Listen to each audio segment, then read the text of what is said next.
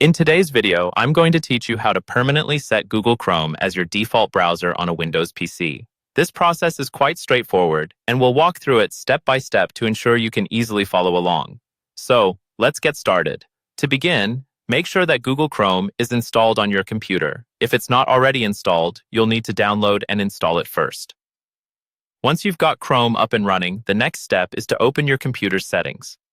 A quick way to access the settings is by clicking on the Start menu, usually found at the bottom left of your screen, and then selecting the little gear icon, which represents Settings. Alternatively, you can simply type Settings into the search bar and press Enter.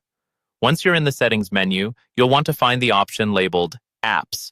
Click on Apps, and then look for the section that reads Default Apps. This is the area where you can set default programs for various activities like email, maps, the music player, and of course your web browser. Now you'll see a list of default applications. Find the one under the heading Web Browser.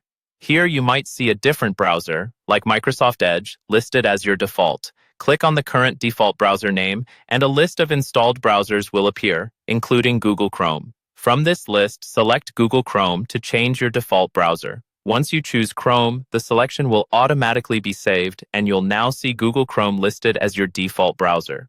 There you have it. You've successfully set Google Chrome as your default browser, which means that any web link you click in other applications will automatically open in Google Chrome. This simple change helps streamline your browsing experience if you prefer the features and functionality Chrome offers.